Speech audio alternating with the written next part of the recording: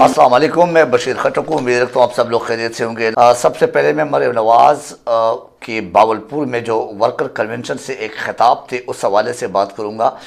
उसमें हकीकत में मरियम नवाज़ की ये बात आप जो ना इससे इनकार नहीं कर सकते और इस बात को आपको सराहना चाहिए कि जितने भी सुनने वाले देखने वाले कि मरियम नवाज़ जो ना वो नकल में, इसमें कोई शक नहीं कि सदी में कोई एक दो ही पैदा हो सकते हैं।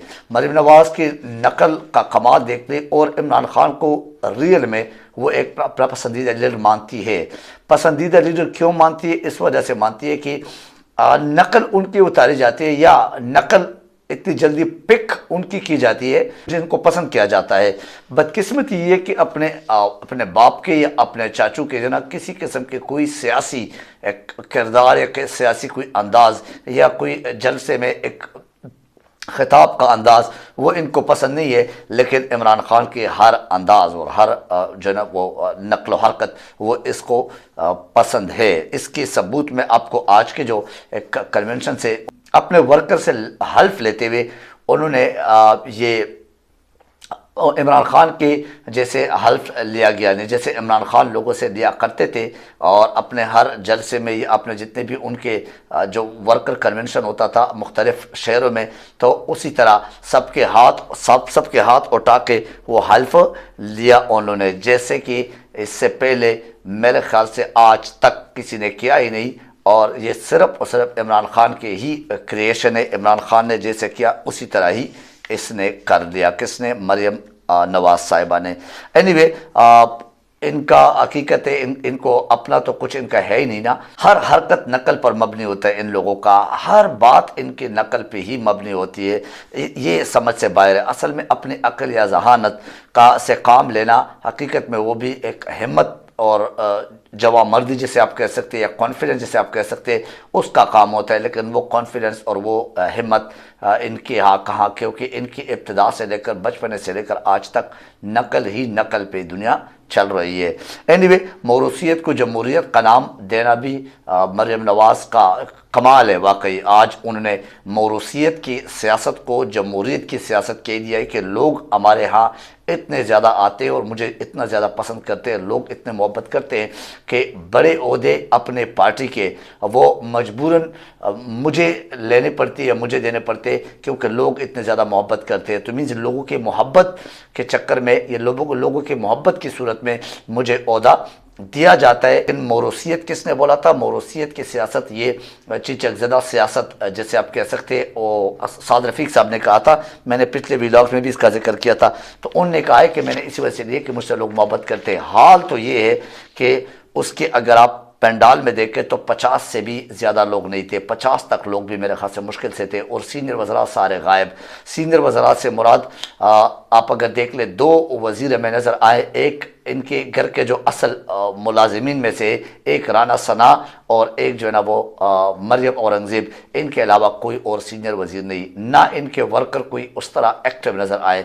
तमाम कुर्सियाँ अगर आप लोगों ने सोशल मीडिया पर देखा हो, जो हमने देखा है हमारे नज़र गुजरे उस वीडियो से, तो उसमें तमाम के तमाम कुर्सियाँ जो वहाँ लगाई गई थी वो खाली थे। तो मतलब ये है कि ये इतने ज़ोर से बोलना कहीं ऐसा ना हो कि उनके वो जो गले की सर्जरी हुई है बकौल उनके, और 3 घंटे की सर्जरी जिसमें उनकी जान भी जा सकती थी बकौल उनके डॉक्टर्स ने कहा था। और इतने जो 3-4 ममालिक के विज़िट करके और उसके बाद उनको एक सर्जरी के स्पेशलिस्ट डॉक्टर वहाँ पे मिला है जेनेवा में, और वहाँ से आके इतने ज़ोर से बोलना तो होना चाहिए था कि वहाँ पे जो इर्द गिर्द राइट और लेफ़्ट या इधर उधर जो लोग खड़े हुए थे बाकी वज़रा उनको चाहिए थे, बाकी लोग उनको चाहिए थे कि वो एटलीस्ट इनको याद दिला देते कि आपने ऑपरेशन किया हुआ है तो इतना ज़ोर से ना बोलो, ऐसा ना कोई मसला पैदा हो जाए। एनीवे, कभी अलीमा सुल्तान का गेटअप, तो कभी जो ना वो एंजेलिना जोली जो हॉलीवुड कि जो एक्ट्रेस है और सोशल वर्कर भी बहुत मशहूर सोशल वर्कर भी रही है, तो कभी उसकी नकल करती है। समझ से बाहर है। इमरान खान के बनने जैसी कोशिश तो कर रही है, लेकिन वो आपको पता है कुछ चीज़ें नेचुरल होती है, वो नकल से اس طرح امپریشن نہیں دے پاتے، نہ اس طرح امپریشن اس کا ہوتا ہے۔ لیکن آخر میں اس بات سے بھی انکار نہیں کر سکتے کہ مریم نواز اگر دیکھ لیں تو وہ نقل میں واقعی ذہین عورت جسے آپ کہہ سکتے ہیں، ذہین سیاسی ورکر میں کہہ سکتا ہوں، لیڈر تو میں نہیں کہہ سکتا، اور یہ بھی ایک مہارت ہے جس سے انکار نہیں کیا جا سکتا کہ جیسے وہ دیکھ لیں اور اس کو جلدی پک کر کے بالکل ایز اٹ از کرنا، یہ کمال کی بات تو ہے، اس سے انکار کرنا بھی ظلم کے مترادف ہے۔ اینی وے، اب اس کے بعد میں آپ کو عمران خان کے حوالے سے کہ عمران خان کا ویڈیو لنک پر جو خطاب ہے ثانیہ پشاور پر انہوں نے جو باتیں کی ہے، پھر اس کے بعد انہوں نے باجوہ کی طرف سے جو باتیں کی ہے کہ باجوہ سے میرے کس قسم کے کیا کچھ ہوا، اس پر بات کرنا چاہوں گا۔ ثانیہ پشاور پر بھی سیاست کی جا رہی ہے، عمران خان نے کہا آج ویڈیو لنک میں۔ پھر اس کے بعد اس نے یہ بولا کہ ماضی میں دہشت گردی، ہمارے کے پی پولیس نے قربانیاں دی ہے دہشت گردی میں، چند ماہ سے دہشت گردی پر بات ہو رہی ہے۔ ثانیہ پشاور کے شہداء ابھی دفن بھی نہیں ہوئے کہ گورنر کے پی کے نے الیکشن کمیشن کو الیکشن مؤخر کرنے کے لیے خط لکھ دیا۔ اس سے آپ نیت کا اندازہ لگا لو کہ اس نگران حکومت جو بھی ہے پنجاب کی یا کے پی کے کہ وہ الیکشن کرنے اور کرانے کے موڈ میں نہیں ہے۔ یہ سب کچھ آپ کے سامنے یہ، اور ثانیہ ہوا ہے، ابھی لوگ دفنائے بھی نہیں ہے، ابھی پراپرلی وہ آپریشن جسے آپ کہہ سکتے ہیں کہ ان کے نکالنے کا جو ایک آپریشن جاری تھا وہ بھی نہیں ہوا تھا، لیکن گورنر کے پی کے صاحب جو ہے نا وہ لکھ رہے کہ حالات خراب ہے اور الیکشن نہ کرایا جائے، یہ خط لکھتے ہیں الیکشن کمیشن کو کہ الیکشن مؤخر کر دیا جائے۔ جی، اس ثانیہ کو خود ان لوگوں نے اپنے لیے مشکوک بنا دیا۔ یہ عمران خان کا کہنا ہے کہ اس ثانیہ کے پیچھے واقعی دہشت گرد ہے یا کوئی اور وجہ، مینز اس ثانیہ پر بہت سارے سوالات انہوں نے خود اٹھائے ان کی اپنی حرکتوں سے، کیونکہ غلط کام کا کوئی نہ کوئی اشارہ ضرور آپ کو مل جاتا ہے کہ اس میں کچھ غلط کام ہو رہا ہے یا ہوا ہے، یا کوئی جھوٹ یا کوئی ایسے سازش کا عنصر پایا جاتا ہے۔ سوال یہ کہ ہمارے دور میں کیوں دہشت گردی نہ ہوئی؟ حقیقت میں یہ ایک بہت بڑا سوال ہے کہ اگر عمران خان واقعی دہشت گردوں کے ساتھ غلط فیصلے یا غلط کچھ ایسے وہ کر چکے تو ان کے دور میں کیوں نہیں ہو رہا تھا؟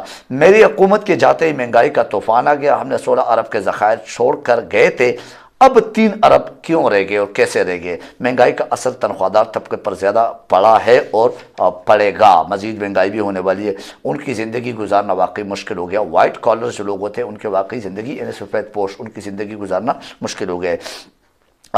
وہ اس نے ساتھ آصف علی زرداری کا جو حد تک عزت کا ایک دعویٰ کہہ دو یا بیان کہہ دو، اس کے بارے میں کہا کہ میں عدالت میں حد تک عزت کا دعویٰ، یعنی زرداری نے جو کہا کہ یہ قیامت کی نشانیوں میں سے ایک نشانی ہے واقعی کہ آصف زرداری اور وہ حد تک عزت، یعنی جس کی عزت ہو تو وہ حد تک عزت کا جو ہے وہ دعویٰ کرتے ہیں، اور میں تو خوش ہوتا ہوں کہ وہ عدالتوں کا سامنا کرے اور عدالتوں میں جا کے اس بات کو، اس طرح کی ایشو کو اٹھائیں، اور قرآن پاک پر ہاتھ رکھ کر زرداری یہ بیان دے اور یہ کہیں کہ ججز کے جو قتل و غارت ہوئی ہے یا ججز کو قتل کر دیا گیا یا ان کے بیٹوں کو قتل کر دیا، یعنی جج کو، میں نے آپ کو پچھلے ولاگ میں بھی کہا تھا کہ ایک جج اور ساتھ ہی اس کے اپنے بیٹے، ان کو قتل کرنے میں ان کے پیچھے اس کا ہاتھ نہیں تھا، مینز اس کے قتل کرنے میں جن کی عزت ہوتی ہے وہ عزت ہار جانے کا جو نا وہ کیس کرتے ہیں۔ بہرحال میرے معلومات اس قدر سالڈ ہے، عمران خان نے کہا کہ اس میں کون سے ایجنسیوں کے آفیسرز کے نام ہے جو اس گیم میں شامل ہے وہ بھی مجھے معلوم ہے اور میں بتا سکتا ہوں۔ ساتھ ہی باجوہ سے پہلا اختلاف ان کو این آر او دینے پر ہوا، ان کا اصرار تھا کہ این آر او ان کو دے دے، جبکہ میرا انکار تھا اس بات پر۔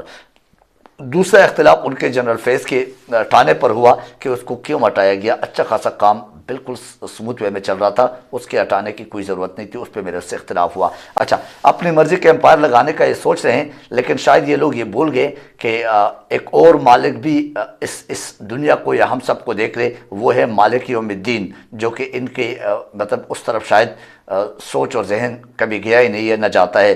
جو بہتر فیصلہ کرنے والا ہے وہ مالک یوم الدین ہی ہے۔ فواد چودھری کے اڈیالہ جیل کے حوالے سے، رہائی کے حوالے سے بتا دوں کہ وہ رہا ہو گئے، تو رہا ہوتے ہی اس نے کیا گھر پہنچا ہی نہیں کہ راستے میں ہی اپنے جتنے بھی ان کے استقبال میں ان کے جو ووٹر سپورٹرز اور جو فینز وہاں پہ جب میں غفیر اکٹھا ہو گیا تھا، ان کو اپنے छोटे से मीडिया टॉक में उन्होंने बोला है, एक हल्का सा तकरीर हम कह सकते हैं, खिताब हम कह सकते हैं, उनके सामने कर दिया है। तो उसने अपनी बंदूक के नोक पर इलेक्शन कमीशन के जो सेक्रेटरी वो रख दिया है, और साथ ही इलेक्शन कमीशन को भी मशवरा दिया कि इसको ऑफिस में बुला के कुंडी लगा के 2 चित्र लगा दे, ताकि इसको अपने काम का समझ आ जाए कि ये काम किया है। मतलब मुंशी को ये समझा दिया कि ये इसको भी बुला ले, किसको, अपने सेक्रेटरी, इलेक्शन कमीशन के जो सेक्रेटरी है, कि इसको समझा दे और इसको अपना काम सिखा दे, बता दे कि आपका काम किया है। पाकिस्तान के लोग इदारों से हैं, और इदारों की वजह से, और इदारे पाकिस्तान के लोगों की वजह से हैं। मतलब ये कि इदारों के साथ कौन इख्तिलाफ चाहते, कौन टकराव चाहते। हम जेलम के लोग जो है ना वो फ़ौज और फ़ौजी की अज़मत को समझते हैं, और हमसे ज़्यादा कौन समझते हैं और समझ सकते इस एक फ़ौजी की इज़्ज़त को। मेरे भाई फ़ारूक हबीब का भी शुक्रिया, और साथ ही मुस्तफ़ा कोकर का भी शुक्रिया, और साथ ही 2-4 औरों के भी शुक्रिया, और तमाम अवाम के जो भी उनके लिए आए थे और जो उनके लिए आवाज़ उठाए थे, उन सबको PTI के तमाम वज़रा और जो भी उनके अपने रहनुमा थे, PTI के लीडरशिप, उसके भी शुक्रिया अदा किया। आज के इस व्लॉग से मुझे इजाज़त दीजिए। अपना ख्याल रखिए, अपने इस चैनल का ख्याल रखिए। Thank you very much. अल्लाह हाफ़िज़ नासिर।